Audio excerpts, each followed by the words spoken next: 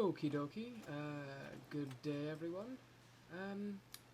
I am the Wastelands bassist, and today we are going to be reviewing this. Yeah, the SU-100Y Premium Tier 6 Russian Tank Destroyer. Well, this is a tank and a half.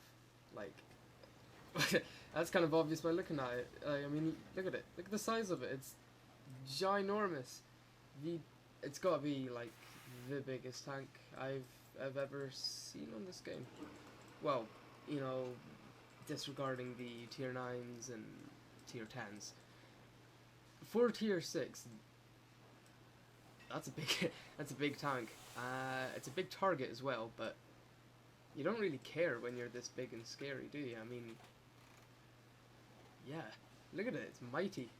You could probably justify buying this tank with your money, with your hard-earned cash, just because of how it looks. I mean, come on, it's definitely worth a novelty, right? Well, talking of the price anyway, it is 3,250 gold, which is, you know, it's not a small sum, but it's not a huge sum either. It's definitely not the Luva with its, what, like, some stupid amount of gold. Fuck it, I can't be bothered checking. But it definitely earns money. I mean, not as much as the tier 8 premiums, but yeah, you know, you got what you pay for, I guess. This is the only thing I've actually paid for. Got some left over up here. But yeah, no, it was definitely worth it. It's very, very, very, very, very, very good. Right, so other than looks, let's have a look at the stats, I guess. Okay, so we'll start off with the hit points, top to bottom, I guess. 700. That's an awful lot for a tier 6 tank destroyer. I mean, right, we've got the SU-100. That's on 580 hit points, and the 88. 800. Screw you. Not the point. It is a lot of hit points. Okay, I mean you can't really deny that. It's definitely a lot, and that's gonna it's needed really. But we'll get to that in a short while. It's heavy. It's really heavy. It's really heavy. For tier 6 and a tank destroyer. But I mean, looking at it, you can kind of guess, can't you? Yeah. But it makes it a bit surprising because when you get the speed limit, 35 kilometers an hour, it's not sluggish at all. It's not very slow, especially for something that's 64 tons. I mean, yeah, I mean it moves. I mean it doesn't move like a rocket, but it moves and it gets to where you want it to go, and you can relocate, do whatever the hell you want with it, really. And it turns quickly too. I mean, for something that size, you know, you're probably thinking like a 2 degrees a second turn speed or something, but no, 30 degrees. It's perfectly mobile. It does everything you want it to do. Turns, rest of it, yada yada yada. It's perfectly good in that sector.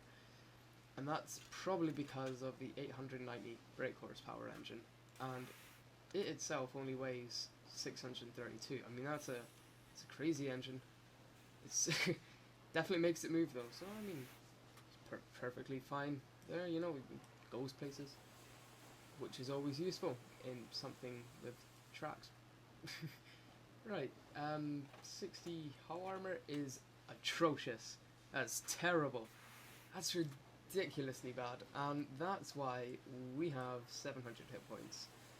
Because if you get shot in it, I mean, yeah, like nice slope and everything. Oh, that's lovely. That doesn't count for shit. If you get shot in this tank, it will go through and it will hurt. It's just going to. I mean, weak spots. No point in even paying attention to weak spots on this tank, unless you're in like a PZ-1C or something. Like, yeah, if you get shot, you're going to get hurt. You can get a few lucky bounces, but, you know, never count on that. Yeah, it's definitely a problem. at least it's consistently terrible all the way around, I guess. 60 all the way around.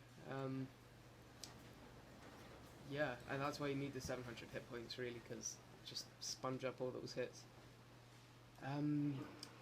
Yeah, no. And the other problem with this armor is, I mean, that would be fine, you know, if you had no armor, but you could hide your tank.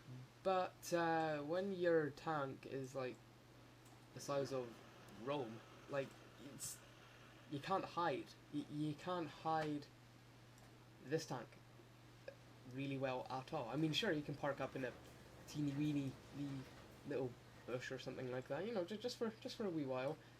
But it's not going to do anything at the end of the day. I mean, look, 88. It's perfectly fine. Perfectly low to the ground. You get this tumor, but that's about it. And then that. You get the picture, really. Yeah, you're not going to be winning any camouflage contests, and kind of makes it a bit pointless buying camo net, because I mean, there's only so much it can do. When you're this big, it doesn't matter. It doesn't matter what you try to do to camouflage yourself. I mean, yes, by all means, use the bushes, because they will help, but they're not going to save you, not by any means. That's the problem with the armor, really, because it would be fine if you had no armor, but you could hide it, because, you know, you can move around, sneak around in the bushes, the rest of it, but no. Not at all. So yeah, don't get shot in it. If you get shot in it, you're going to be crying, because it just hurts too much. Gun traverse speed, doesn't have that big an area to actually aim in anyway, so it's not really that important. You know, 26, I'm sure that's not very good. I don't really have any reference. 350 view range, I should bloody well think so when you're that tall. Yeah, that's pretty good. This is not very good either. The signal range, that is, it's pretty annoying actually. I mean, you might not think it, but 440 meters, right. Say you're on a map like El Haluf, and you're in this. Now, because you've got no armor, you're not going to be on the front lines. Because you're so big, you can't be on the front lines either, really. But it's kind of difficult to hide, yeah.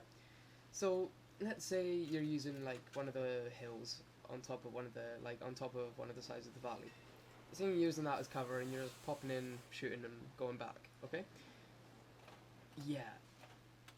That's a bit of a problem when you can't actually see the enemy to shoot at. El Haluf is 1,000 meters squared, I think. It's one of the big maps. And your radio doesn't range across the actual valley. You can't see most of the enemies, and that's really annoying.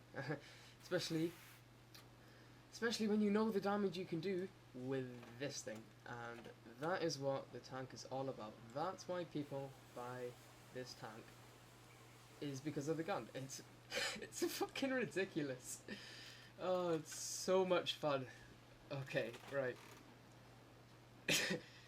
196 penetration. That's 200 millimeters, pretty much. That's more than enough to do you at tier 6, that's for sure. But the alpha damage. Look at the damage. Look at the damage. 440.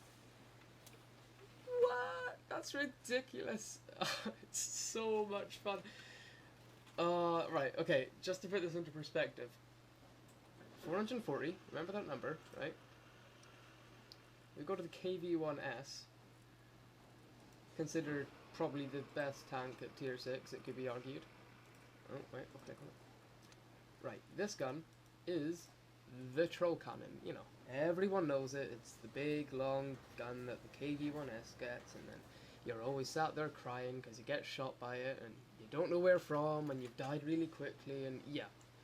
You get the picture. It's huge, everyone knows it, it's the troll cannon, okay?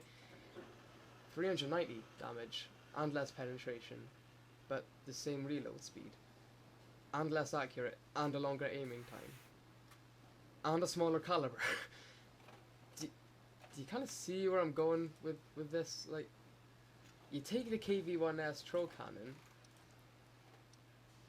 and you just make it better by unproportionate amounts. Like, okay, 3.75 rate of fire, still pretty shit, okay?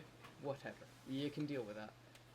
0.38 accuracy is better than most Russian like tanks, you know, with the big guns, like KV-1S, as you saw, it was like 0.4 something accuracy. It's not bad in comparison. So I mean, that's perfectly fine. And okay, you're right, yeah, the aiming time's pretty shit as well. But it's better than the KV-1S. You see, and it's still got so much more damage and 20 millimeters more penetration. I mean, it's unstoppable. It can one-shot tier 5 mediums, sometimes heavies, just easily. It, like, you see a PZ4? You're laughing. You can just drive towards it and then fire once, that's it, done. It is hilarious. There's nothing better. The power that you feel is indescribable, really. And what's even better is if you load gold, it, oh, I don't like that one very much. Let's get the other screen back up. Yeah.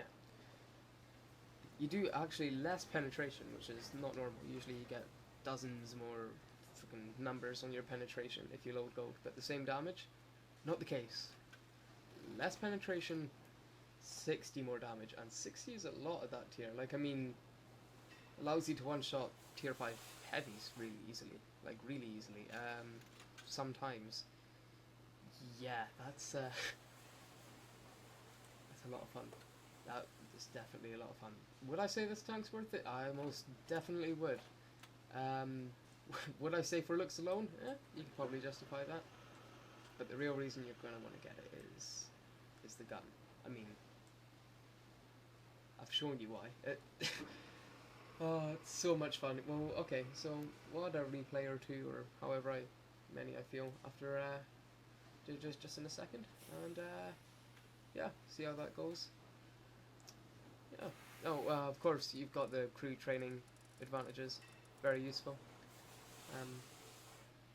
Just started this line, but you know, it'll prove useful in the future. So yeah, usual premium tank perks. Lots of money. You don't even have to shoot anything. You just make money. Good things to put on.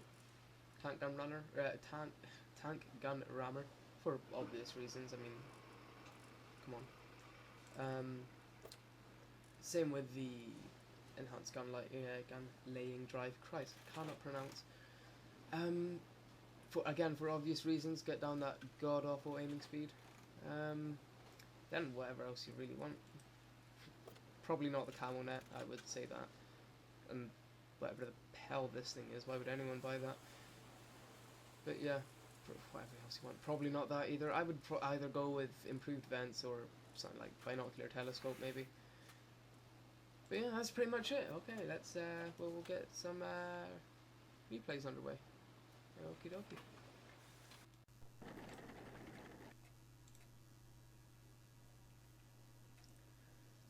Okie dokie, so here's the first replay, and well, we're in the SU-100Y, as you would be, in an SU-100Y review, and I can't remember the name of this map. It's alright though, you know, it's not bad.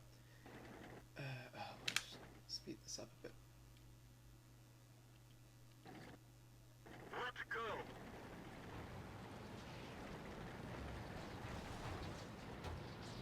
Okie dokie, well, I will warn you now, when I recorded this replay, I was really laggy, so it might be jumping around a bit. Yeah. Right, so we're going to go into the town, because that's really the best kind of thing you're going to want to do with this. You know, it gives you lots of cover, and it's nice. Better than being out in the open and you can't get to cover and you're relying on the bushes, and well, yeah, relying on the bushes in this town is definitely not the right idea. Okay.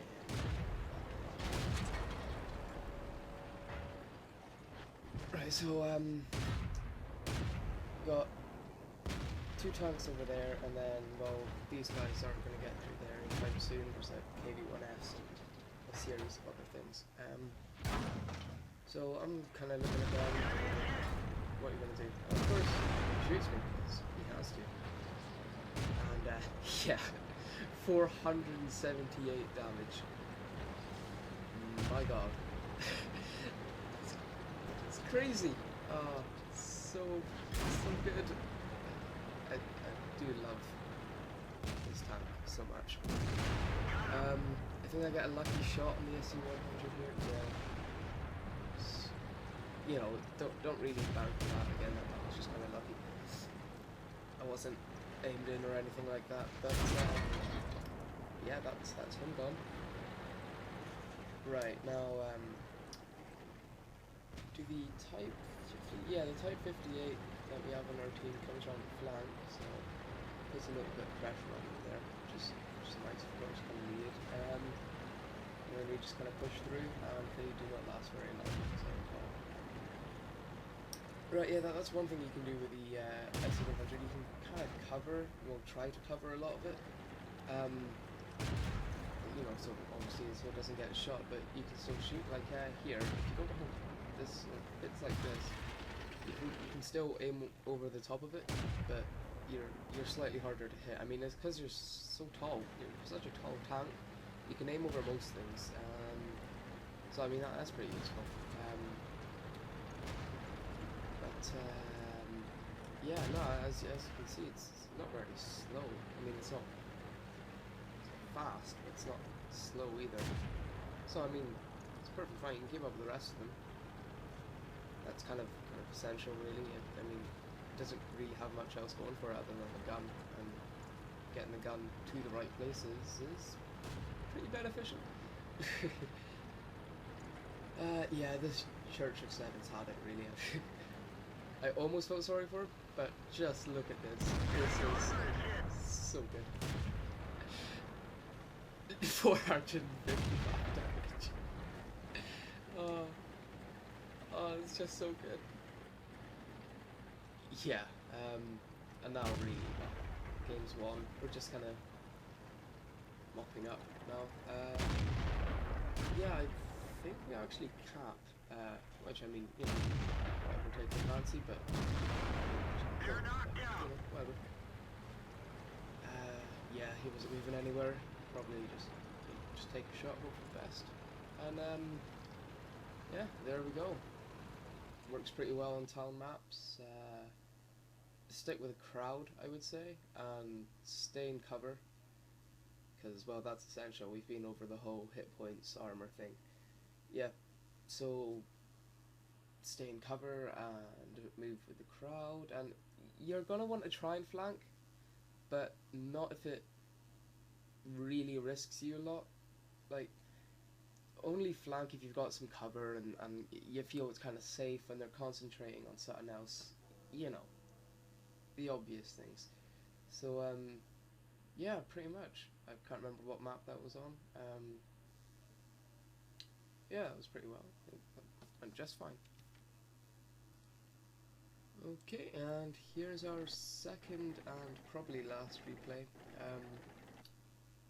Yeah, no, definitely last replay. I don't really want this video to go on for too long. I mean, I took a while in the garage, so try and keep these short.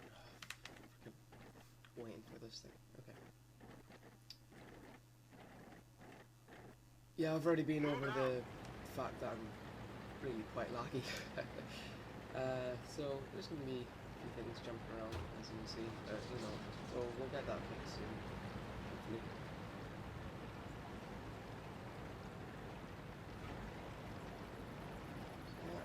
Just fast forward.